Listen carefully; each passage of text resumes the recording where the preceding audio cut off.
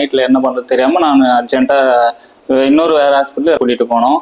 அங்கே கூட்டிகிட்டு போனதுக்கப்புறம் அப்பாவுக்கு இசிஜி எல்லாம் எடுத்து பார்த்ததுக்கப்புறம் அவருக்கு வந்து அடைப்பு இருக்குது, நெஞ்சில் ஆன்ஜியோ பண்ணணும் அப்படின்னு சொன்னாங்க. ஆன்ஜியோ பண்ணணும்னு சொல்லிட்டு அவங்க வந்து 8 லட்சம் கிட்ட ஆகும்னு சொல்லிட்டாங்க எங்கிட்ட. அது வந்து எங்களால் முடியாது, நாங்கள் வந்து கவர்மெண்ட் ஹாஸ்பிட்டல் எதனா போகிறோம் அன்றைக்கி வந்து பிளான் பண்ணுறோம் கவர்மெண்ட் ஹாஸ்பிட்டல் போகலான்னு. அன்றைக்கி வந்து பார்த்தீங்கன்னா அண்ணன் செல்லில் வந்து ஐஸ்வர்யா ஹாஸ்பிட்டலோட ஆடு வந்து இந்த மாதிரி ஹார்ட் சர்ஜரி வந்து 100 பேருக்கு வந்து ஃப்ரீயாக பண்ணுறோம். அவங்க உள்ளே வந்தோடனே இந்த ஹாஸ்பிட்டலை பார்த்து நாங்களும் பயந்தோம், இது ரொம்ப பெருசாக இருக்குது, இங்கே எப்படி நம்ம பண்ண முடியும், நாங்கள் போயிடுறோங்க அப்படின்னு அவங்க கிட்ட சொன்னோம். அவங்க என்ன சொன்னாங்க, இங்கே வந்து எம்டி வந்து நீங்கள் பயப்படாதீங்க, மணியை பற்றி பயப்படாதீங்க, பைசா வந்து உங்ககிட்ட வாங்க எம்டி சொல்லியிருக்காரு, உங்களுக்கு எந்த பிரச்சனையும் வராது, மணியால் இங்கேருந்து வெளியே போனவங்க யாரும் இருக்க மாட்டாங்க, நீங்கள் அதை பற்றி கவலைப்படாதீங்க, உங்களுக்கு எம்டி ஃபுல் சப்போர்ட் பண்ணியிருக்காருன்னு சொல்லி அவங்க சொன்னதுனால தான் நான் அட்மிட்டாக ஆகணும். அதுக்கப்புறம் அவங்களும் ஃபுல் கோஆர்டினேட் பண்ணாங்க. முத்துக்குமரன் சாரும் ஃபுல்லாக கோஆர்டினேட் பண்ணி எங்கள் அப்பா நல்லபடியாக சரி பண்ணி கொடுத்துருக்காங்க.